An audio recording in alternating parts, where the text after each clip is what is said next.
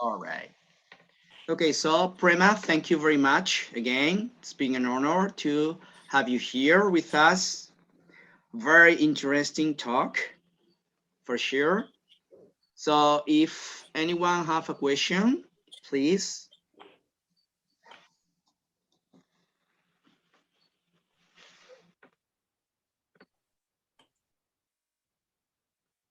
Yeah, you probably have to call them. Yeah. I can't see.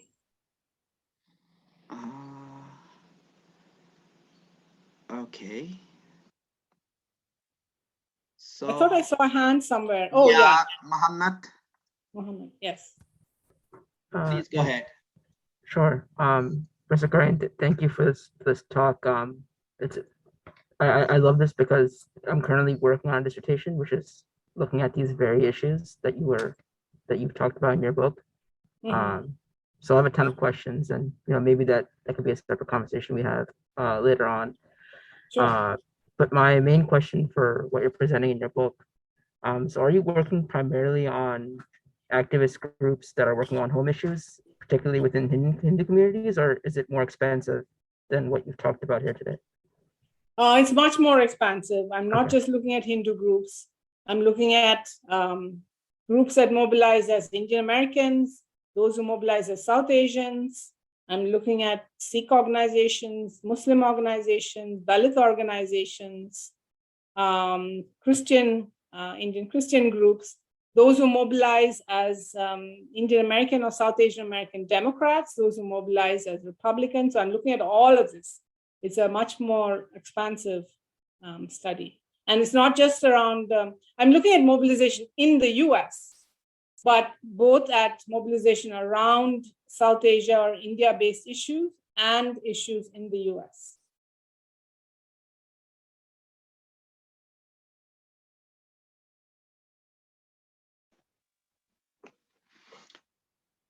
Okay, I have a question. Mm-hmm. You have mentioned briefly about caste, especially at the end of your talk. What American citizen thinks about this different among the Indian American group? What is the general view from the American citizens about this, especially after the lawsuit in 2020, Francisco? What people think about caste and the problem of caste within the Hindu Indian American group? Okay, so caste is not just among Hindus; it's also in among other Indian American or South Asian American religious groups. You see it among Muslims, you see it among Christians and Sikhs. So it's wider. Most Americans, as I was trying to explain, it's just hard for Americans, and I don't know if this is true of people in Spain, to even wrap their head around what this is, because in the US, everything is organized around visible difference. And so, people find it so hard to wrap their head around. I mean, if it's an invisible difference, what's the deal? I mean, why do you even have to let people know? Can't you change your name? So then I've had to explain the many subtle ways in which caste works. That even if you change your name, and I've done, my work is based on interviews. It's based on some participant observation, but basically interviews. I've interviewed over 150 people for this project, including Dalits, and they talk about the subtle ways in which co-workers, they ask questions. Okay, so they ask questions about where they're from. They ask questions about some temples nearby. They ask about rituals for the wedding. And so there are many ways in which they ask questions to unearth the caste identity, because this is a way in which we in South Asia we categorize people, and so people want to know. And so, I mean, so even though it's not a visible identity, and that's why sometimes in the tech field, people try to keep it a secret, their caste identity, but co-workers will try to ferret out that information from you. And then it can be really damaging if it is revealed that you are Dalit, because there are certain ideas connected with caste. So in India, there is affirmative action program for Dalit and lower caste groups. And it works differently from, the affirmative action works differently from the way it works in the US. In the US, you don't really know how you got admission, whether you got admission on the basis of affirmative action. I mean, unless you get in because you have a relative who's been in the university. So that I think you would know. But otherwise, it's all very subtle. It's not like that in India. It's very public. There are lists. There is a list that is for what they call the forward caste, and then there is another list. Those lists are often public. And so the net consequence is that there is this very strong feeling that Dalits are not deserving because they got into affirmative action. And so they're not as smart and not as good. And this is why people work very hard to make sure that that is not revealed, because immediately the co-workers will turn around and their whole mindset will be different. That here is this undeserving person who is here in my team or in my office. So this is why it becomes very important, in the tech field. And then at universities, again, I have heard of cases where somebody was given a funding or fellowship, and then later when the faculty member found out that the person was Dalit, they withdrew the funding. So there are very, very serious impacts if this is revealed, but it's not a visible identity. And so, there are people, in fact, Equality Labs did a survey, and over 50% of Dalits said that their greatest fear is being outed. So it means that a lot of Dalits in the US are not being open about their caste to the world. I mean, they have their small groups where they get together and talk, but they don't reveal it widely. And that was a problem even to do the research. So, I mean, this is why it is a problem, even though it's not a visible identity. But, there is also the other side of it not being a visible identity, that it's harder to get people to mobilize around it. A lot of Dalits would prefer to go below the radar and not come out and be visible because it's much safer to do it that way. So it's hard, mobilization is hard, but they are doing a wonderful job now in, trying to get this anti-caste movement going in the US.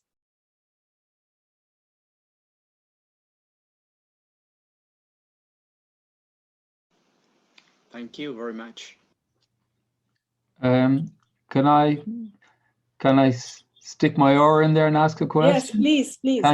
Thank you very much, Prema. Thank you. Yeah, I'm less familiar with the Indian diaspora, but I was just interested in the kind of, because it seemed first of all, at the first part of your talk, you introduced Who Are We by Samuel Hunting, which kind of reminded me of Neil Bassoon's that's earlier book, Selling Illusions.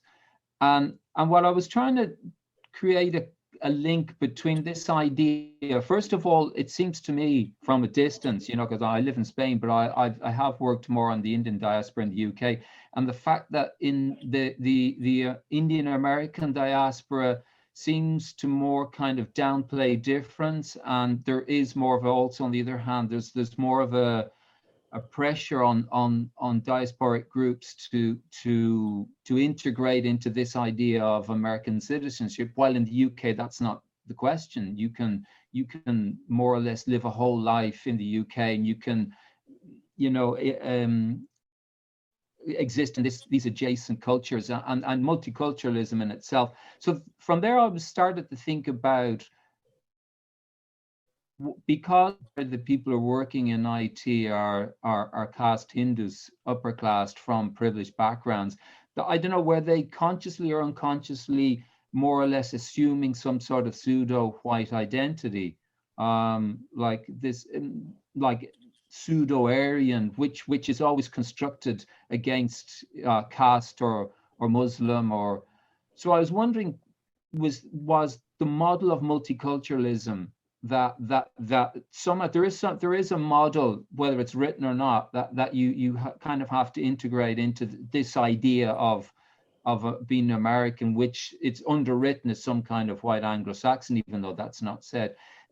Were the two things connected? Were the fact that this privileged group somehow felt as if they were themselves sort of like somehow had become a part of the club of this elite, and therefore felt entitled to have this political stance? And then, of course, like with you know, the kind of Hindutva discourses of Modi seem to be, you know, this idea, you know, India's on the rise, we're now going to become a super global power, but obviously excluding Muslims, etc., you know, questions of citizenship. I was just wondering, were those two things connected, the model of multiculturalism and this this political ideological agenda? Okay, so those are very good questions. One of my other studies is looking at the US and Canada. And Canada, as you know, has a strong multicultural, you know, policy, maybe even stronger than the UK, I don't know. So I can see a clear difference there between the US and Canada, and this greater pressure in the US to, I mean, I don't know whether they call it assimilate, but certainly to become American. And there are certain connotations about becoming American, including the fact that you've got to be active around your rights to be different. So that's also part of being American, that you have, and that's the language that these groups use, that, you know, we have the right to maintain our religion and our culture, we have the right to be different. And that's why it's mostly the second generation that are articulating it, because they feel that they are more American than their parents. And that's why they have taken over the leadership of some of these organizations. So there is certainly, I think you're right, that there is a difference between Canada, UK, and the US in terms of that pressure to become American, though that term of becoming American, you know, what that means is very broad. And it can mean, you know, I'm proud Hindu, and I want to maintain my Hinduness and Hindu identity. Okay, so it doesn't have to mean that I become, you know, Christian. So race, and so that's why my book is titled Race, Religion, and Citizenship, because I saw it was all kind of interacting together, and perceptions of race. So these are all, you know, I'm focusing actually on Indian Americans. So these are all Indian Americans. And if you look at the official definition in the US, because of that, they all fall in one category. But what racial identity means for them varies a lot, and certainly caste background, and, you know, which it was not, no one says it. So it was not on the top of my head and not on the top of my consciousness that caste could play a role in, you know, how you see your racial identity. But I began to see that and then dig deeper down. And yes, these ideas of Aryanness, they are still very much there. So this is I don't know if there's anyone who I need to explain this to. I mean, if you want to turn on your camera so I can see you and, you know, wave, you can do that. So certainly that is kind of in the consciousness. I mean, it's there, very much there. We are, and I've actually heard it. I've even heard it among, you know, relatives and friends. You know, we are Aryans, and so we are really white. So that is there. So I mean, there's a difference in some of the South Indian groups. So this Aryan identity is something that is more a North Indian thing. It's also certainly in South India among the you know, the privileged caste groups. But there are states like Tamil Nadu, where I have lived, which are strongly against that. And that there has been a Dravidian movement against that. And, it's actually very recently, much after, maybe recently, meaning about 2 months ago, that I suddenly realized, so there is one Dalit group that is a King Ambedkar group, Martin Luther King Ambedkar group. And I think it's very significant that it's a largely Tamil group. It's a group. So, and again, I don't think it's a coincidence. No one else comfortably embraces that link to, Black groups. Certainly Dalits have been, actively reaching out and making those connections to, Black groups in the US. So, I do think that it shapes, perceptions, and it shapes activism in very profound ways. So let me see if I can pull up. Okay, I don't know where where is my, oh, maybe I closed it.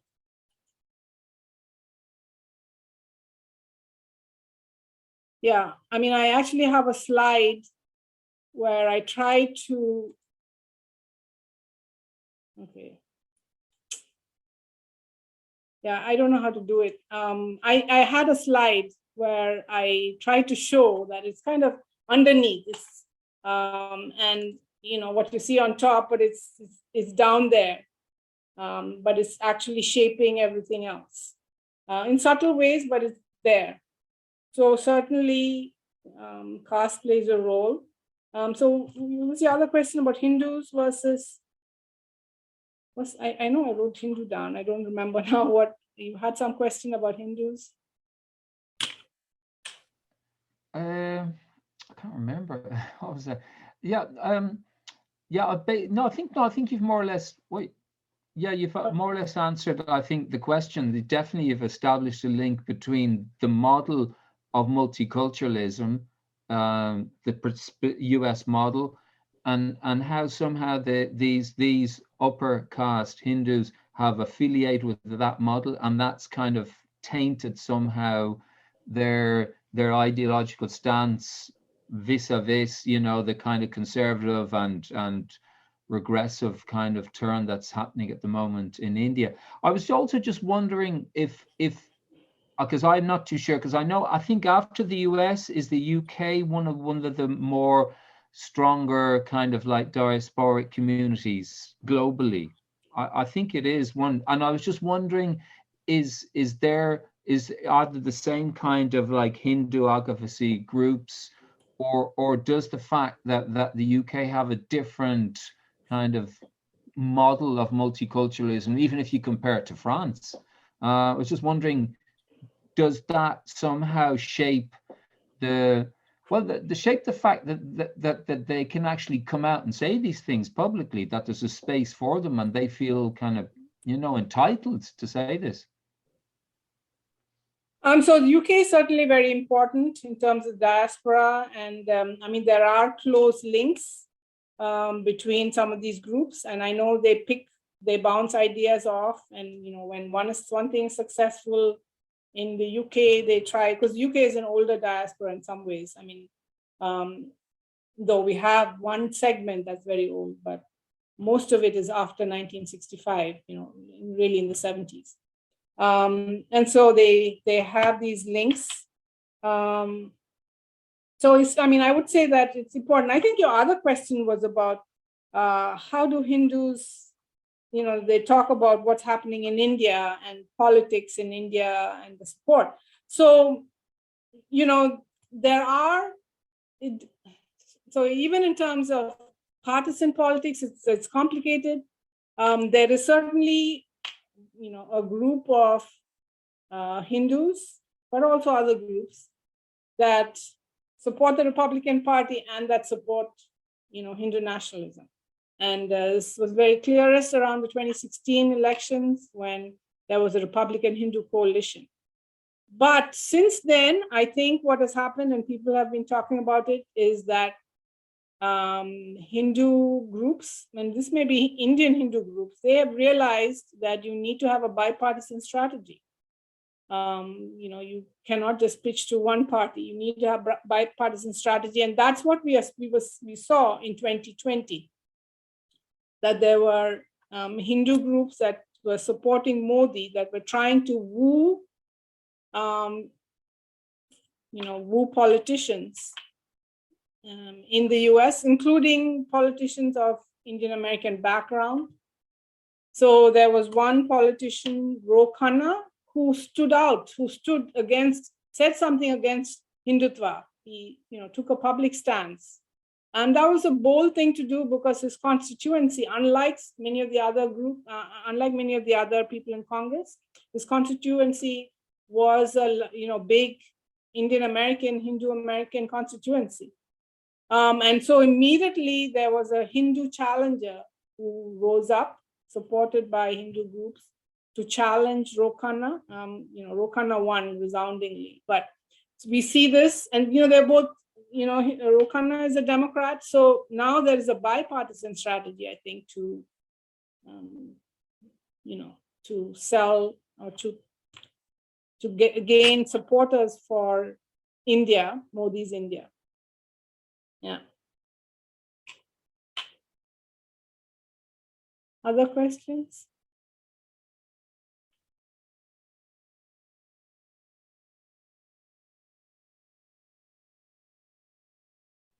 I have another one if I can be so bold to ask. Yeah. This is more of a question about methods, and this is something that I've kind of been struggling for myself with my own research. So it seems like you've worked with some of these, Hindu nationalist groups within the U.S.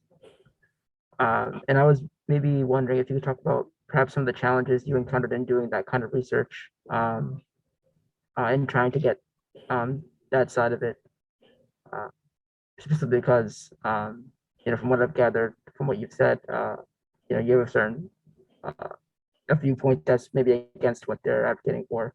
But generally, how did you go about doing that kind of research for your book? Something I'd be interested to know about. Yes, that was a challenge. I had actually done an earlier book focused on Hindus in the US. It's called A Place at the Multicultural Table, The Development of an American Hinduism. And in that book, I look at what I call popular Hinduism and what I call official Hinduism, which are the advocacy groups that claim to speak on behalf of all the Hindu groups. And I was looking at the relationships between them. So after that book, and as part of that, I did some interviews. So it was always hard because my name identifies me, and I wouldn't hide that. I'm not of a Hindu background. I would never hide that. So that was a challenge. So for this research,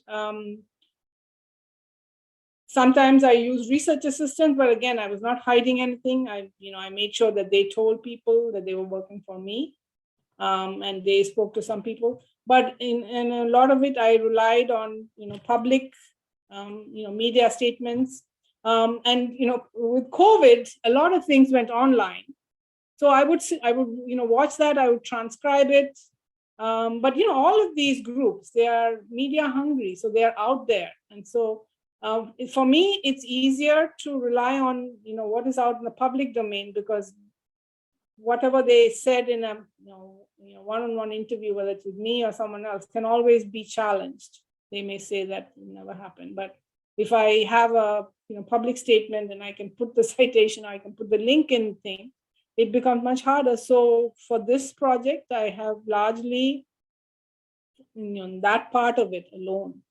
Largely relied on public sources, depends. I have also certainly, and I'm only talking about the strong Hindutva supporters. There are lots of other Hindus that I've talked to.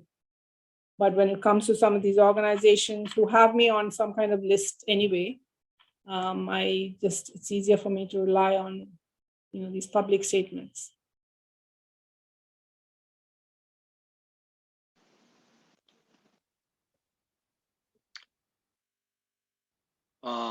Prema, you asked about the if your talk shows if the diaspora Yeah. Is a progressive or a regressive force?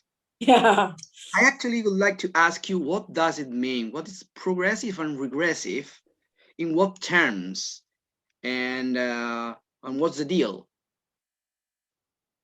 So progressive, I mean, those who use it, that it supports pluralism, it supports human rights for a broader group.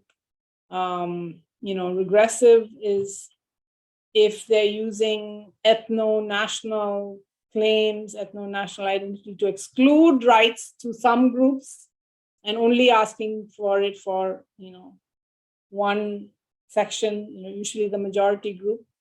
So, I mean, that would be called regressive. Benedict Anderson has used, when he sees majoritarian nationalism and people supporting that, he would call that regressive. I honestly think that you see both. You see progressive activism around rights in the US, around rights in India. Many of these groups, which I didn't get to, many of the groups that are religious minorities in India are strongly mobilizing around the rights of their, co-religionists in India. So you see both of it's happening. Now, I don't know, what now in the end has this thing that it's good. Maybe it's good. It certainly forces people to get involved and get active and think of ways to counter and challenge. I think the US in that sense, as I strongly feel, and this is also based on what people have told me, but also what I've seen, that the US has a special place globally because the US is seen as so powerful. And that's why both sides feel this big stake in getting involved in activism, because, trying to get people in Congress. So before this talk, for me, it's noon here. So in the morning, I was listening to a speech by Sunita Vishwanath of Hindus for Human Rights, a recent talk, which I hadn't had time to listen to. And she talks about, they now organize congressional briefings every 2 weeks. So, she was being asked, why do you do this? And so she said, well, we are US citizens and we want our elected representatives to know about this. We want the Biden and his administration to get involved and speak up. So you don't see that much in Canada, that's when I realized why the US is, more significant. And Canada is certainly important. Canada has also been involved in issues like the Sri Lankan conflict, which I also look at. But it does not have the clout that the US has. And I think people are very aware of that. If Congress puts out a statement, the Biden administration puts out a statement or does sanctions, or, what they're trying to do is to get this baked into some of the financial aid arrangements that the US has with India. If some of this is baked in, that you have to give some of the aid to Dalits, that you have to make sure that it is distributed across religious groups. That is powerful. So people can see the power that the US has on the global stage. And that is why both sides feel that there is a stake to getting active, to getting involved in this kind of activism in the US.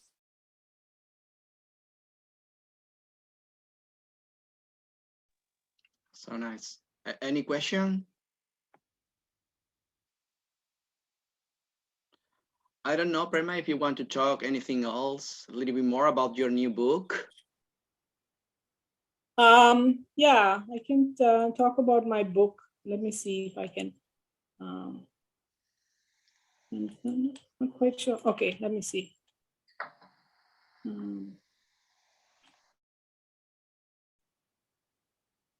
Okay, so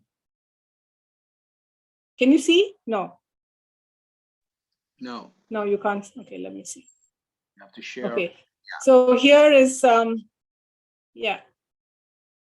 So here, and the subtitle is a little different, but I mean, this is basically the book. And so these are the questions, what are the factors that trigger political mobilization of new immigrant ethnic groups in Western societies? What factors shape the patterns of mobilization of new ethnic groups? What strategies do they use to achieve political influence? And so here are the chapters of the book, if you're interested.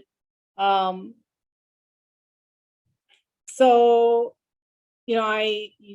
the introduction, I look at early Indian American. So there was actually an Indian American, two different groups, one on the West Coast and one on the East Coast, at the turn of the 20th century. On the West Coast, it was largely Sikh groups. On the East Coast, there were, some Muslim groups from, East, the Bengal region. But race at that time, obviously, was very, very significant in shaping their lives. And there was a lot of activism against the racial laws in the US, which denied them citizenship. And, in one case in California, took away their lands. So there was a lot of mobilization around race and race laws then. So that's what I look at. But then religion, so this was the early, and then, even in the 60s and 70s, the early immigrants bumped into lots of laws and racial restrictions. So there was activism around that. And then starting from the late 80s, Hindu nationalism began to rise in India. So this unity that Indian Americans had, because they were all being targeted with the racial laws, that kind of fragmented, and it led to these divisions within the community based on religion, and also this orientation. So in the next chapter, for instance, I look at Indian versus South Asian groups. And one of the differences is that the South Asian groups are consciously and intentionally religiously pluralist, whereas the Indian groups often end up being de facto Hindu groups or groups that are supporting, Hindu agenda.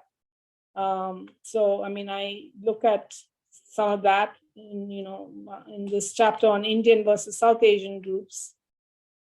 Then I have, a chapter looking at activism around domestic issues, where again, and I hinted at that during my presentation, that your religious status, whether you're part of the majority which is the Christian, and by the way, Christian Indian Americans are a significant group in the US. In India, this is a group that is about 2.3% of the population. In the US, Indian American Christians are 18% of the population, according to Pew figures, so greatly overrepresented in the US. But they are not active around, domestic issues in the same way that Hindu, Sikh, and Muslim groups and Dalit groups, who largely mobilize around an Ambedkarite identity, and some of them are Buddhist. Sometimes it's the Buddhist Ambedkarite identity. So you see very distinct patterns between, the Christians who are uninvolved and these other religious groups around US-based issues. But when it comes to issues around India, it's flipped, where Christians, Muslims, Sikhs, and Dalits, they are all mobilizing around attacks against them, in India by the state. And then the Hindu groups are, very, trying to make strong arguments to support what is happening in India, particularly after 2014 and after the Modi took over. Then this chapter, which is the one that I just have a little more to do, and this is looking at partisan politics. And I see generational differences, through the whole thing, but there are distinct generational differences in how and why immigrants get involved in partisan politics versus, the American-born generation. Immigrants, it's those who are involved, they're largely men who either being doctors or entrepreneurs, being successful, and they turn to involvement in partisan politics, after they've established their businesses as a way to gain more status, or sometimes to get resources if they are doing some kind of transnational trade deals, versus the American-born generation. They go into politics very young, and they start by going to public policy when in school, college, and many of them are lawyers. So it's a very different orientation and reason that they get involved. They want to get involved because they want to be part of the process. They want to shape shape the laws. Different motivation. So in this chapter, which, as I said, I'm finishing up, all of the cleavages that I talked about earlier, whether it's Indian versus South Asian, majority status versus minority status, domestic issues versus homeland-based issues, they all come into play in this activism around partisan politics. So I'm at the last stage where I'm looking at mobilization around the 2020 elections. So what you had in the 2020 elections was, on the one hand, a progressive South Asian activism, where there were new groups formed after Trump came into power, horrified by some of the xenophobia that was unleashed under Trump. So many people some of them were apolitical earlier, they were pushed into activism. And by then, some of these figures have been coming out. There are some Asian American groups that have put out some of these figures to show that South Asian Americans first are the fastest growing group, and they are overwhelmingly Democrat supporting, particularly Bangladeshis and Pakistanis. Indians too, but these other two groups are much higher, in terms of the vote for Democrats. And they also, showed that, or they began, groups around the country began to realize that in many swing districts, South Asian Americans have enough numbers to flip the districts from, Republican to Democrat. And so new groups were formed in 2020. One is called Desi Blue, and they were particularly focusing on swing states, to flip them, focusing on South Asian American voters, so what they call leveraging a cultural connection, reaching out, sometimes in the different languages, to South Asian American voters, trying to get them out to vote for Democrats. And certainly in states like Georgia, there's no doubt that made a difference. That's what ended up flipping Georgia and some of the other swing states, that South Asian mobilization really made the difference. So I'm looking at that. But the interesting thing is that on the one hand, there was this South Asian American umbrella that was formed that became larger, and among immigrants. The earlier period, it was mostly the second generation that turned to a South Asian American identity. But in 2020, many of these organizations were set up by immigrants around partisan politics, and they were, they had a bigger umbrella. So you saw that this umbrella, South Asian umbrella, expanded to include many Indian Americans who earlier may not have come under this umbrella. But on the other hand, you had politics from India kind of bumping, interrupting and bumping in. So these South Asian American groups are trying to flip the districts. They would try very hard to tell people to focus on US issues. We are in the US. These are the issues that are going to affect you from day to day. Don't worry about the issues in India. But these issues would keep coming up. That Biden was anti-India, and then they would have to counter it. Or Trump was, a friend of Modi's, so we need to vote for Trump. So, I'm kind of ending up in that place where this politics from homeland is bumping into this other mobilization that was trying to be focused on what is happening in the US. And, I mean, that's where I'm at. I just have a little more to finish up in that chapter.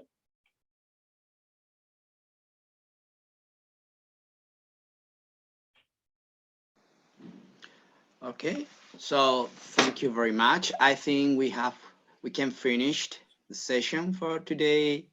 Yeah, So, I need to go too. Yeah, I have to go too. I'm teaching soon. Yes. thank you very much. It's a very interesting talk. I think we can talk for a long time with many questions. I will talk to you fortunately someday. We appreciate it a lot. Thank you very much, everyone, for being here. Thank you for your participation. Okay, thank you. Thank you, everyone. So, Bye. Prema, Dr. Bye. Prema, thank you very much. And Yes. it's been an honor Pleasure. to have you here. Yes. Thank you very much. Thank you. Okay, bye. Bye. Bye. Thank you all. Bye. Bye.